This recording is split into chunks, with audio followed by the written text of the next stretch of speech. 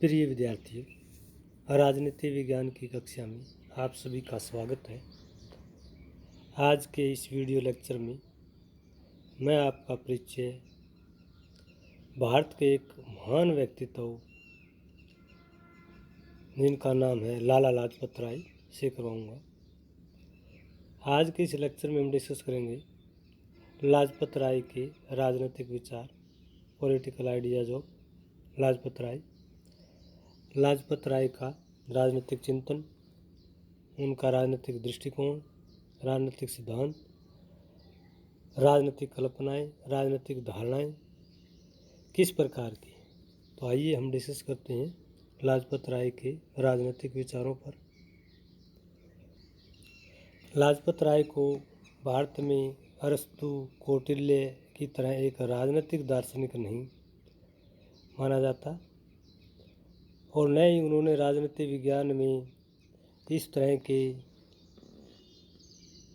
राजनीतिक विशेषज्ञों की तरह कोई नया पॉलिटिकल कंसेप्ट या पॉलिटिकल थ्योरी या कोई ऐसा एक्सपेरिमेंट किया। उनके राजनीतिक विचार भारत की तत्कालीन राजनीतिक, सामाजिक, आर्थिक परिस्थितियों की देन है। उन्होंने अपने भाषणों, पत्र पत्रिकाओं, लेखों, पुस्तकों के माध्यम से समय समय पर अपना राजनीतिक चिंतन प्रस्तुत किया। लाजपत राय को भारत में एक सच्चे राष्ट्रवादी चिंतक के रूप में जाना जाता है। वो एक व्यवहारिक राष्ट्रवादी थे। उन्होंने अपना पूरा जीवन राष्ट्र की भलाई के लिए, राष्ट्र के कल्याण के लिए, राष्ट्र की आज़ादी के लिए लगा दी।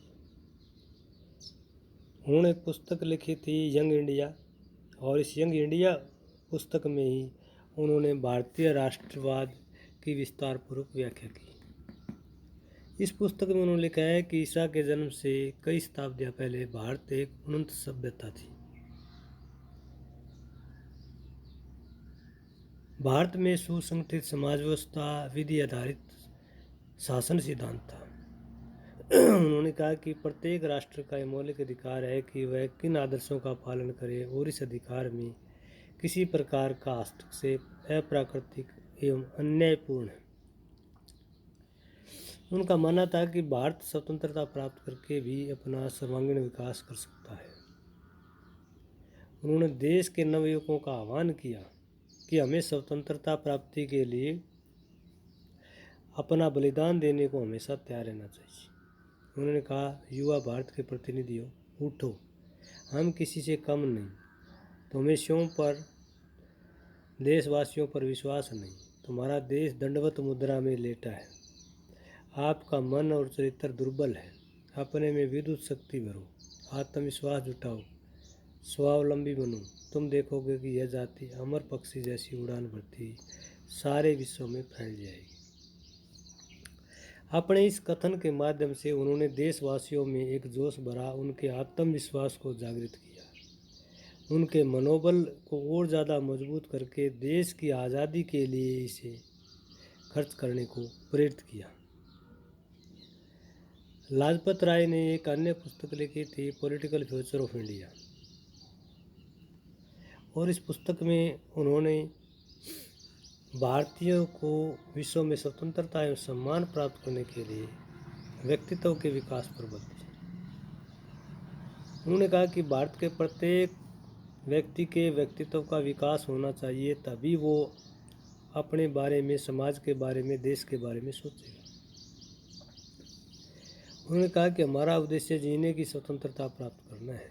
जीवन क्या होना चाहिए, इस संबंध में हमारी अपनी धारणा के अनुसार अपने आदर्शों का अनुसरण करते हुए हम अपने व्यक्तित्व का विकास करें। हम उद्देश्य है कि उस एकता को प्राप्त करें जिससे अन्य राष्ट्रों से हमारा अंतर स्पष्ट हो सके। हम अपने लिए स्वतंत्रता एवं सम्मान की स्थिति ला सकें। ऐसी स्थिति में जहां हम अंदर से सुरक्षित रहें, वहाँ बाहर से हमारे कार्यों में किसी प्रकार का हस्तक्षेप नहीं। अर्थात एक प्रकार से लाजपत राय ने कहा कि हम पूरी तरह से जो है स्वतंत्र हों, स्वतंत्र निर्णय ले सकें। दूसरे यानी कि ब्रिटिश सरकार की ओर इशारा किया है कि उनका किसी प्रकार का हस्तक्षेप न हो। लाजपत राय का राष्ट्रवाद संकीर्णता से ग्रस्त नहीं था। उन्होंने कभी भी धर्म के आधार पर राष्ट्र की कल्पना नहीं की। उनका मानना था कि हिंदू और मुसलमानों के साथ सभी धर्मों के वो सामूहिक अस्तित्व में विश्वास रखते। 1914 में उन्होंने कहा कि भारत केवल हिंदुओं का देश नहीं है।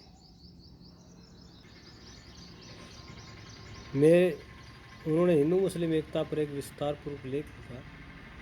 उन्होंने मुसलमानों के लिए अलग निर्वाचन का विरोध किया। उन्होंने कहा कि मेरे विचार में हिंदू राज या मुस्लिम राज एक दुर्भावना है, इसको प्रोत्साहित किया जाना चाहिए। In my judgement the cry of a Hindu raj और a Muslim raj is purely misuse and ought to be discouraged. उनका कहना था कि हमें लोकतांत्रिक राज चाहिए, ना हिंदू राज चाहिए, ना मुस्लिम राज चाहिए। हमें एक डेमोक्रेटिक स्टेट चाहिए, डेमोक्रेटिक रूल चाहिए, और एक भारतीय के रूप में हम भाग लें, न कि किसी एक धर्म विशेष के अनुयायी के रूप में। लाजपत राय ने भारत की आज़ादी में नरम दलीय नेताओं की नीति की आलोचना की। उनका कहना था कि कांग्रेस में नरम दल के नेता अंग्रेजों की न्यायप्रियता और सद्भावना में विश्वास रखते हैं, लेकिन व्यवहार में ये चीज़ें ब्रिटिश शासकों में विद्यमान नहीं हैं। नरम दल के जितने भी कांग्रेसी नेता हैं वो उग्र राष्ट्रवादी नेताओं की स्वतंत्रता प्राप्ति में एक बाधा उत्पन्न कर रही हैं। लाजपत राय ने नरम दल के नेताओं का आह्वान करते हुए कहा कि उन्हें स्वतंत्रता प्राप्त करने के लिए प्रार्थना पत्र व समरण पत्र देना छोड़ आत्मविश्वास व त्याग की भावना पर कायम रहना चाहिए। उन्होंने कहा कि राजनीतिक भिक्षावृत्ति की तरह है, दूसरों से कुछ चीज़ें मांगना एक प्रकार की भिक्षावृत्ति है, और इसको छोड़कर ही ब्रिटिश शासन को सचेत किया जा सकता है। उन्होंने कहा कि आज तक किसी भी देश ने बिना त्याग व बलिदान की स्वतंत्रता प्राप्त नहीं की है। उनका कथन था कि अपने अतिरिक्त किसी अन्य व्यक्ति पर विश्वास न करो, तुम स्वयं केवल अपने प्रयासों से ऊंचा उठ सकते हो। याद रखो, राष्ट्र का निर्माण स्वयं अपने द्वारा ही होता है। वे साम्राज्य दिवस मनाने वाले भारतीयों का यह कहकर उपहास करते थे कि ये वही लोग हैं जिन्होंने भारतीय देशभक्त को दलदल में फंसा दिया। अंग्रेजों द्वारा पिट्ठू भारतीयों को दी गई अनैतिक उपाधियों की भी उन्होंने कड़ी आलोचना की। उनका कहना था कि ये वे श्वेत समाधि हैं जो सड़े हुए भ्रष्टाचार का आश्रय लिए। ये ऐसे रुग्ण प्रकोष्ठ है जो क्षुद्रतम स्वार्थ के रोगों को जन्म देते हैं और भाई भतीजावाद से जिनका पोषण होता है। लाजपत राय ने कहा कि भारत की स्वतंत्रता आंदोलन में बहुत सारे अवरोधक हैं। उसमें कांग्रेस दल के जो नरम नेता हैं उनकी संवैधानिक जो मूवमेंट है, नीतियाँ हैं, वो भी एक अवरोधक की तरह। इसके साथ साथ ब्रिटिश सरकार भारत के लोगों में से ही ऐसे पिट्ठुओं को तैयार करती है, ऐसे भक्तों को तैयार करती है जो उनकी प्रशंसा के गीत गाते रहती हैं, और ऐसे लोग राष्ट्र की स्वतंत्रता में लाजपत राय की दृष्टि में एक बाधा पहुंचाते हैं। लाजपत राय का सशस्त्र क्रांति में विश्वास नहीं था। 15 अगस्त 1919 को उन्होंने पंजाब में एक राजनीतिक भाषण दिया, और इस भाषण में उन्होंने कहा कि हम अभी से सशस्त्र क्रांति के लिए न तो परिपक्व हैं और न ही योग्य हैं। हम क्रांति अवश्य चाहते हैं, किंतु शक्ति व हिंसा से नहीं। उन्होंने कहा कि मध्यम श्रेणी का गठन करो, किसानों और श्रमिकों को एकत्रित करो और गांधी जी का अनुसरण कीजिए। उन्होंने कहा कि अंग्रेजों के अन्याय के विरुद्ध शारीरिक बल को छोड़कर अन्य किसी उपाय पर सहमत है, चाहे उपाय कितना ही अवज्ञाशील क्यों न हो।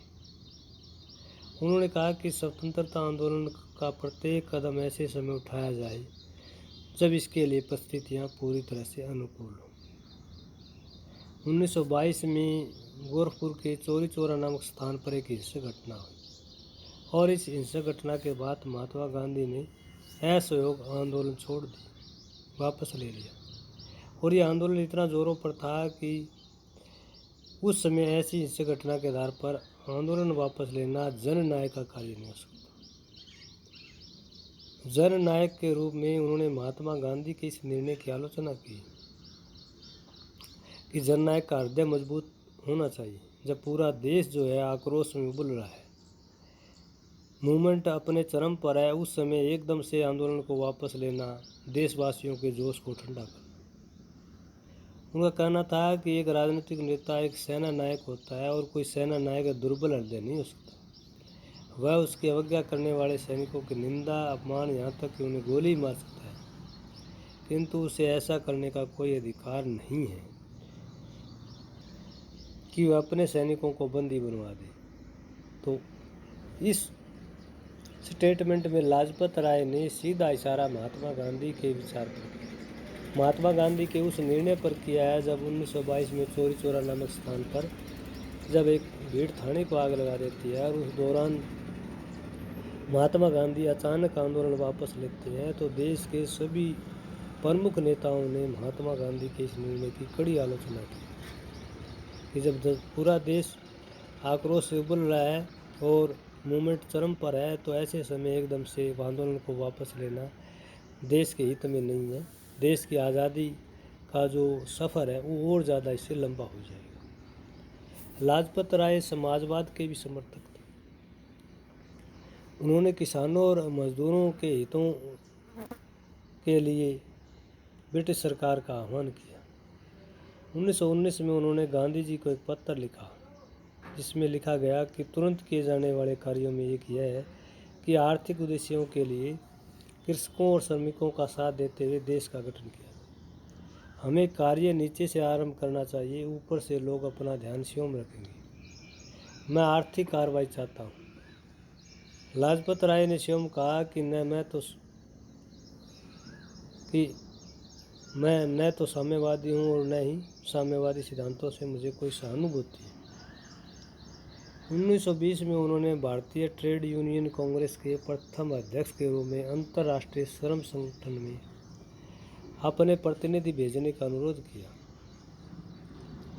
उन्होंने भारतीय और यूरोपियन श्रमिकों का भी अनुरोध किया और भारतीय और यूरोपियन श्रमिकों से मित्रता के लिए उन्होंने प्रोत्साहित किया। उन्होंने कहा कि भारत में श्रमिकों और किसानों की दयनीय स्थिति के पीछे ब्रिटिश सरकार की कुटिल आर्थिक नीतियाँ जिम्मेदार। लाजपत राय चाहते थे कि भारत में राष्ट्रीय शिक्षा का कंसेप्ट विकसित हो, इसलिए उन्होंने एक पुस्तक लिखी एजुकेशन के ऊपर, the problem of national education in India, Bharat में राष्ट्रीय शिक्षा की समस्या। राष्ट्रीय शिक्षा का मतलब है कि ऐसी शिक्षा जो पूरे राष्ट्र के बारे में ज्ञान दे, राष्ट्र के इतिहास के बारे में, संस्कृति के बारे में, राष्ट्र के नायकों के बारे में, राष्ट्र की भलाई के लिए, राष्ट्र के कल्याण के लिए विद्यार्थियों को पूरी तरह से तैयार करे। इस तरह का शिक्षा पाठ्यक्रम जो है वो राष्ट्रीय शिक्षा पाठ्यक्रम कहलाता है।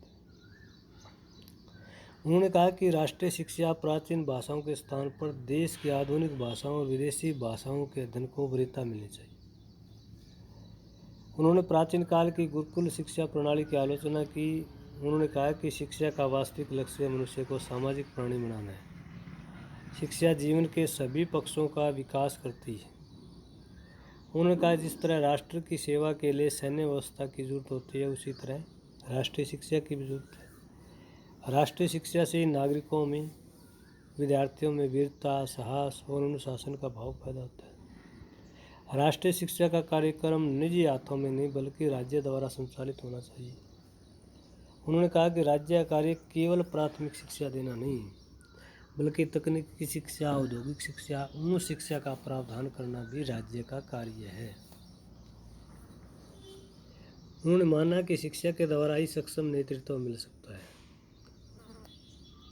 उन्होंने कहा कि भारतीय शिक्षा का ढांचा अखिल भारतीय अभिकरण द्वारा तय होना चाहिए, यानी शिक्षा के ढांचे के लिए प्रादेशिक स्तर पर अलग अलग नीतियाँ नहीं होनी चाहिए, बल्कि पूरे देश का पाठ्यक्रम, पूरे देश की शिक्षा प्रणाली एक ही तरह की होनी चाहिए। राष्ट्रीय शिक्षा के क्रियान्वयन में उन्होंने कहा कि अगर धन की कमी दिखाई दे तो जनता से विशेष ऋण एकत्रित किया जा सकता है, लेकिन शिक्षा का प्रचार प्रसार बहुत जरूरी है। और उन्होंने कहा कि राष्ट्रीय शिक्षा की कोई योजना तब तक पूरी नहीं हो सकती जब तक उसमें देशभक्ति और राष्ट्रवाद के शिक्षण का समावेश न हो। शिक्षा पाठ्यक्रम में संपूर्ण राष्ट्र के प्रति प्रेम जागृत करने की व्यवस्था होनी चाहिए। लाजपत राय ने अमेरिकन शिक्षा प्रणाली की तरह भारत में भी बच्चों की शारीरिक शिक्षा पर विशेष ध्यान दिया। उनका मानना था कि भारत की राष्ट्रभाषा हिंदुस्तानी हो सकती है, प्रांतों में प्राथमिक विद्यालयों में प्रांतीय भाषाएं शिक्षा का माध्यम होनी चाहिए। व्यावसायिक शिक्षा के लिए उन्होंने अमेरिकी शिक्षाविद डीवी के दर्शन का समर्थन किया। लाजपत राय ने कहा कि छात्रों को विद्यालय शिक्षा के साथ साथ दुकानों, कारखानों, व्यावसायिक प्रतिष्ठानों में व्यवहारिक शिक्षा का भी प्रबंध हो। लाजपत राय ने भारत में सह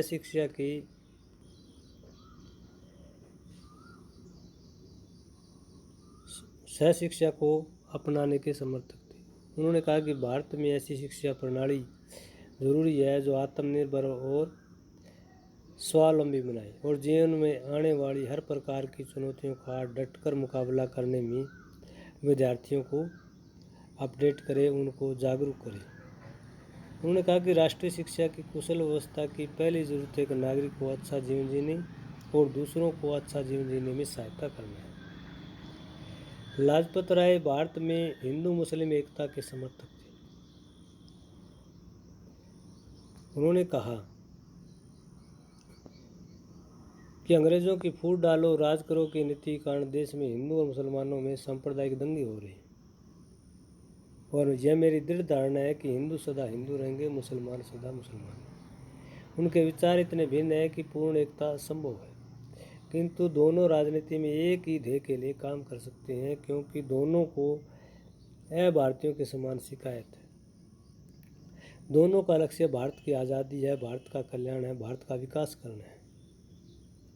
भारत में हिंदुओं और मुसलमानों के अलग अलग जीवन दर्शन है, लेकिन देश की स्वतंत्रता के लिए वे सामूहिक रूप से प्रयास कर सकते हैं क्योंकि दोनों ही समुदाय अंग्रेजों की पराधीनता से पीड़ित हैं। एक बार उन्होंने कहा कि भारतीय संप्रदायों के संघर्षों के मध्य मैं पहले हिंदू हूँ और भारतीय उसके पश्चात। 1911 में सांप्रदायिक दंगों से दुखी होकर हिंदी के प्रचार प्रसार के लिए उन्होंने हिंदू एलिमेंट्री एजुकेशन लीग का गठन किया। लाजपत राय संयुक्त भारत के नव निर्माण के लिए विभिन्न धर्मों के आपसी मतभेदों को भुलाने पर हमेशा बल देते रहे। उनका विचार था कि भारतीय राष्ट्र हिंदुओं, मुसलमानों, सिखों, पारसियों, बौद्धों, जैनियों सबका है। जो भारत में उत्पन्न हुआ है भारत के प्रति निष्ठावान है, भारत उसका है, धर्म उसमें आड़े नहीं आता।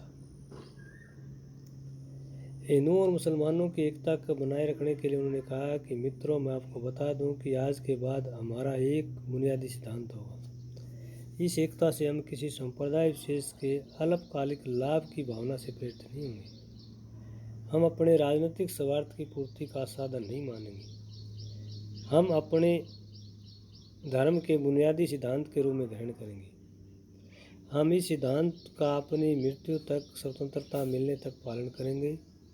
स्वतंत्रता मिलने तक ही नहीं बल्कि उसके बाद भी हम भाइयों की तरह मिलकर कार्य करेंगे, मिलकर दुश्मन का मुकाबला करेंगे और मिलकर विजय प्राप्त करेंगे। यह हमारे राजनीतिक धर्म का पहला बुनियादी सिद्धांत होगा। लाजपत राय ने कहा कि भारत के भविष्य को ध्यान में रखते हुए उन्होंने हिंदू और मुसलमानों के बीच हो रहे सांप्रदायिक दंगों पर प्रतिक्रिया व्यक्त की। अपने देश में धार्मिक संघर्षों के द्वारा हम सारे ऐश्वर्य संसार की दास्ता का कारण बनेंगे। यह विश्व आधिपत्य की ओर बढ़ते हुए श्वेत व्यक्तियों के सामने उनके पिछड़ जाने का कारण होगा और इसी कारण अश्वेत व्यक्ति निरंतर श्वेत लोगों की दास्ता में रह रही हैं। धार्मिक रूपों, धार्मिक फार्मूलों पर और विश्वासों पर अड़े रहना प्रत्येक संप्रदाय द्वारा राजनीतिक क्षेत्र में धार्मिक मतभेदों को मान्यता देना आदर्श प्राप्ति का उचित मार्ग नहीं। इस प्रकार लाजपत राय ने भारत की स्वाधीनता के लिए हिंदुओं और मुसलमानों को अपने धार्मिक मतभेदों को बुलाकर एकजुट होकर अंग्रेजों के विरुद्ध संघर्ष करने पर बल दिया। लाजपत राय भारत में लोकतांत्रिक शासन व्यवस्था के समर्थक थे। उन्होंने कहा कि हम एक ऐसा लोकतंत्र चाहते हैं जिसमें भारत के सभी लोग शामिल हों, जिसमें न कोई स्वामी और न कोई सेवक, न कोई पूंजीपति और न मजदूर, न शासित और न शासक। हम ऐसा लोकतंत्र चाहते हैं जिसमें सभी भाई सहयोगी बनकर रहें। इसको निश्चित रूप से अर्थ नहीं है कि दरिद्रता का अंत हो जाएगा अथवा भारत के भावी लोकतंत्र में अमीर व गरीब नहीं होंगे। लोकतंत्र में कुछ अमीर और कुछ गरीब हो सकते हैं, लेकिन उसमें आधुनिक यूरोप की तरह पूंजीपति प्रणाली के दोष नहीं होंगे। लाजपत राय का कहना था कि लोकतंत्र सामाजिक, आर्थिक और राजनीतिक तीनों क्षेत्रों में होना चाहिए। समाज में सभी लोगों के साथ समानता का व्यवहार होना चाहिए। हिंदू समाज में अस्पृश्यता जैसी सामाजिक बुराई लोकतंत्र में समाप्त हो जाएगी। इसके साथ साथ उन्होंने कहा कि शोषित वर्ग व पिछड़े वर्गों को भी समाज में आत्मसम्मान व प्रतिष्ठा प्राप्त होनी चाहिए ताकि वे राष्ट्रीय आंदोलन में बढ़ चढ़कर भाग लें। उन्होंने कहा कि भारत में अछूतों के उद्धार के लिए उन्होंने ऑल इंडिया अछूत उद्धार सभा का गठन किया। उन्होंने मानवीय आधार पर समाज के शोषित लोगों के हर प्रकार के विकास में योगदान देने को कहा। उनका कहना था कि शोषितों और गरीबों को जीवन की मूलभूत आवश्यकताओं की पूर्ति के लिए दूसरों पर निर्भर न रहना पड़े, इसके लिए उनकी आर्थिक स्थिति में सुधार किया जाए। लाजपत राय राजनीतिक क्षेत्र में सभी लोगों को समान अधिकार उपलब्ध करवाने के पक्ष में थे। उनका कहना था कि धर्म, जाति, भाषा, क्षेत्र के आधार पर राजनीतिक लाभों में देश के किसी भी नागरिक के साथ कोई भेदभाव नहीं किया जाए। लाजपत राय भारत में एक ऐसे लोकतंत्र की कामना करते हैं जिसमें समाज के सभी वर्गों के साथ न्याय हो, समाज के सभी लोगों के साथ न्याय हो, समाज में अमीर और गरीब के बीच जो गैप है वो समाप्त हो, सभी लोगों को जीवन की मूलभूत आवश्यकताओं की पूर्ति हो। लाजपत राय स्वतंत्रता के भी पक्के समर्थक थे। उन्होंने कहा कि हर व्यक्ति और हर राष्ट्र का मूल्य है अनवरत, अनंत, अनियंत्रित, अप्रतिबंधित शत्रुता। उन्होंने भारत के युवाओं का आह्वान करते हुए कहा कि अगर वे स्वतंत्रता प्राप्त करना चाहते हैं तो उन्हें स्वतंत्रता के इन मूल्यों को अपने जीवन में लागू करना होगा। उनका कहना था कि स्वतंत्र राष्ट्र इच्छानुसार अपने शासन में परिवर्तन कर सकता है। पराधीन देश आम लोगों के प्रति किसी तरह से उत्तरदायी नहीं होता। पराधीन देश राज्य के लोगों की पकड़ से परे होता है। पराधीन राष्ट्र अपनी जिम्मेदारी स्वयं तय करता है और इन जिम्मेदारियों को पूरा करने के लिए किसी भी तरह जनता द्वारा कटघरे में खड़ा नहीं किया जा सकता। स्वतंत्र राष्ट्र ही जनता के प्रति नैतिक व वैधानिक रूप से उत्तरदायी होता है। राष्ट्र की राज्य के स्वरूप के राजनीतिक अधिकारों को पूरा करने के प्रति वचनबद्ध होता है। लाजपत राय ने अपने राजनीतिक चिंतन में भारत में चल रही सांप्रदायिक राजनीति का भी विरोध किया। उनका कहना था कि अंग्रेज़ों ने सांप्रदायिकता की राजनीति को बढ़ावा दिया, हिंदू और मुसलमानों के बीच शत्रुता पैदा की है और अंग्रेज इसलिए चाहते थे कि राष्ट्रीय स्वतंत्रता आंदोलन कमज़ोर रहे और ब्रिटिश साम्राज्य इसी तरह से बना रहे। इसलिए अंग्रेजी शासकों ने 1905 में बंगाल का विभाजन किया। ब्रिटिश भारतीय सरकार ने कहा कि बंगाल का विभाजन प्रशासनिक कारणों से किया है, लेकिन वास्तव में बंगाल का विभाजन प्रशासनिक नहीं बल्कि धार्मिक कारणों से किया गया था। पूर्वी बंगाल और पश्चिम बंगाल को धर्म के आधार पर बांटा गया था। तो इस प्रकार ब्रिटिश शासकों ने भारत में सांप्रदायिकता के आधार पर देश की धार्मिक एकता को हमेशा नुकसान पहुंचाया है और राष्ट्रीय स्वतंत्रता आंदोलन को हमेशा उन्होंने कमज़ोर करने का प्रयास किया। लाजपत राय ने सांप्रदायिक निर्वाचन का भी विरोध किया। उन्होंने कहा कि ब्रिटिश सरकार ने हिंदुओं और मुसलमानों में शत्रुता बढ़ाने के लिए 1909 में इंडियन काउंसिल एक्ट पास किया और इस काउंसिल एक्ट में मुसलमानों को हिंदुओं की तुलना में विशेष स्थिति प्रदान की। लाजपत राय ने ब्रिटिश शासकों की इस सांप्रदायिक चाल की कड़ी निंदा की। 21 मार्च 1909 को हिंदू सभा ने लाहौर में एक बैठक आयोजित की जिसमें सरकार की इस नीति की आलोचना की गई। लाजपत राय ने सरकार के इस निर्णय के विरुद्ध आक्रोशित होकर 24 नवंबर 1919 को रैमजे मैकडोनाल्ड को एक पत्र के द्वारा चिंता प्रकट की। लाजपत राय चाहते थे कि अंग्रेजी सरकार कोई ऐसा कार्य न करे जिससे देश में राष्ट्रीय आंदोलन कमजोर हो। लाजपत राय हमेशा देश में स्वदेशी वस्तुओं के प्रयोग के समर्थक रहे। उन्होंने कहा कि हमें स्वदेशी वस्तुओं का ज़्यादा से ज़्यादा प्रयोग करना चाहिए। इससे देशवासियों में आर्थिक आत्मनिर्भरता की भावना का संचार होगा।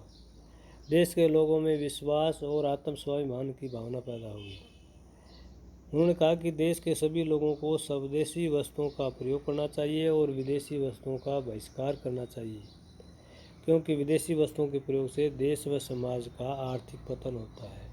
तो लाजपत राय जो है भारत के सभी लोगों का आह्वान करते रहे कि देश के सभी नागरिकों को ज़्यादा से ज़्यादा स्वदेशी वस्तुओं का प्रयोग करना चाहिए, विदेशी वस्तुओं का बहिष्कार करना चाहिए। लाजपत राय भारत में स्वराज चाहते थे। उन्होंने कहा कि भारत की तत्कालीन राजनीतिक परिस्थितियां जिस प्रकार की है, उसे हमें जो है पूर्ण स्वराज है उसकी प्राप्ति अभी संभव दिखाई नहीं देती। इसलिए उन्होंने भारत में गृह शासन की मांग का समर्थन किया, होम रूल लीग का समर्थन किया। उनका कहना था कि भारत के लोगों को आंतरिक मामलों में स्वतंत्रता दी जाए। उनका अपने आंतरिक मामलों के प्रबंधन व नियंत्रण में उनको पूरी तरह से अधिकृत किया जाए। भारत में ब्रिटिश शासकों द्वारा भारतीयों को गृह शासन प्रदान किया जाए।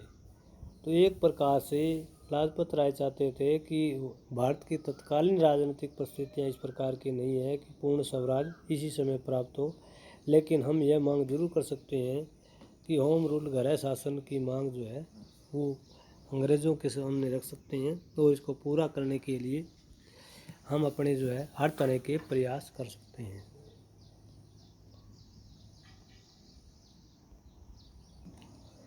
तो आज का ये लेक्चर लाजपत राय के राजनीतिक विचारों, राजनीतिक दर्शन, राजनीतिक चिंतन, राजनीतिक दृष्टिकोणों, राजनीतिक धारणाओं और परिकल्पनाओं से संबंधित था। लाजपत राय के राजनीतिक चिंतन से संबंधित ये वीडियो लेक्चर आपको कैसा लगा ज़रूर कमेंट कीजिएगा। अगर लेक्चर पसंद आता है तो आप अपने मित्रों के साथ इसे लाइक कीजिए, शेयर कीजिए और आने वाली हर नई वीडियो की पहुंच के लिए चैनल को सब्सक्राइब करना न भूलिए। धन्यवाद।